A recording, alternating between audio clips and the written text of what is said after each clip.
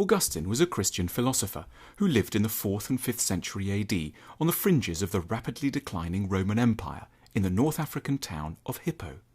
He served as bishop for 35 years, proving popular and inspirational to his largely uneducated and poor congregation.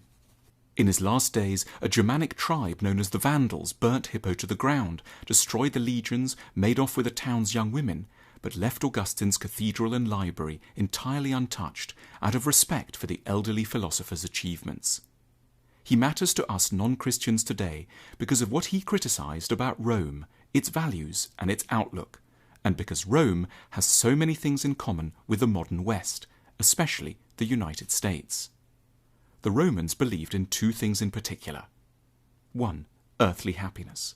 They were, on the whole, an optimistic lot. The builders of the Pont du Gard and the Colosseum had faith in technology, in the power of humans to master themselves, and in their ability to control nature and plot for their own happiness and satisfaction. Writers like Cicero and Plutarch had a degree of pride, ambition and confidence in the future, which, with some revisions, wouldn't be out of place in modern-day Palo Alto or the pages of Wired.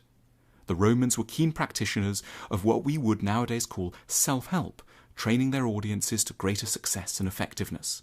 In their eyes, the human animal was something eminently open to being perfected.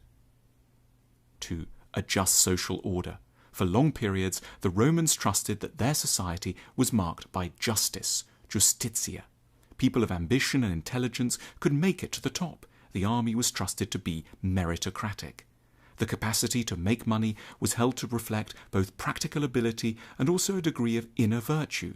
Therefore, showing off one's wealth was deemed honourable and a point of pride, and fame was considered a wholly respectable ideal. Augustine disagreed furiously with both of these assumptions. In his masterpiece, The City of God, he dissected each of these 2 points, that human life could be perfected and that societies were just, in ways that continue to prove relevant to us today.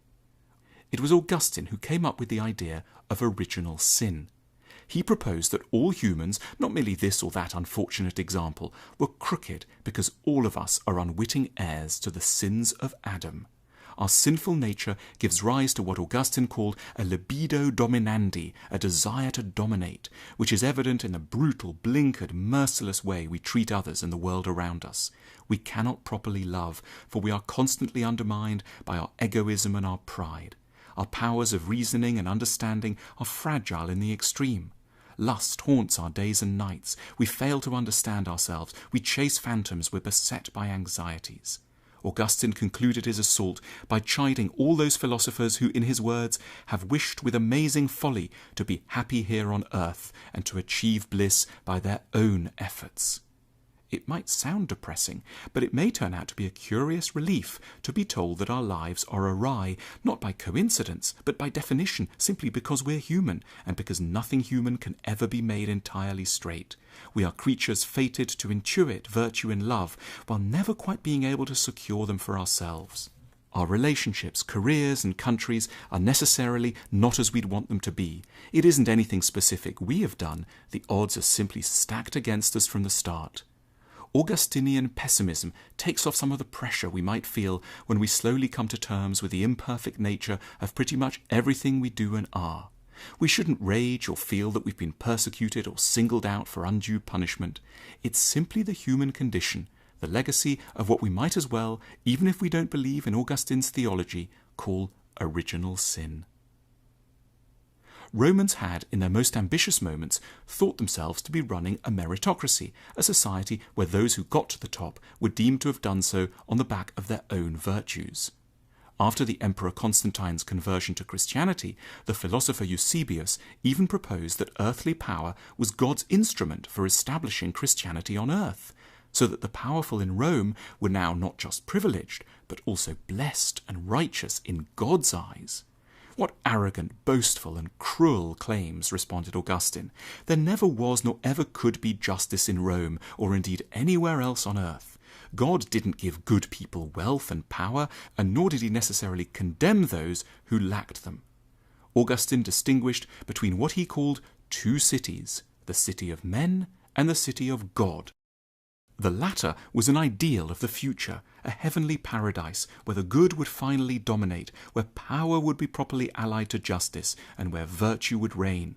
But men could never build such a city alone, and should never believe themselves capable of doing so. They were condemned to dwell only in the city of men, which was a pervasively flawed society, where money could never accurately track virtue. In Augustine's formulation, true justice has no existence save in that republic whose founder and ruler is Christ. Again, it may sound bleak, but it makes Augustine's philosophy extremely generous towards failure, poverty, and defeat, our own and that of others. It's not for humans to judge each other by outward markers of success. From this analysis flows a lack of moralism and snobbery. It's our duty to be sceptical about power and generous towards failure. We don't need to be Christians to be comforted by both these points. They are the religion's universal gifts to political philosophy and human psychology. They stand as permanent reminders of some of the dangers and cruelties of believing that life can be made perfect, or that poverty and obscurity are reliable indicators of vice in a city of men.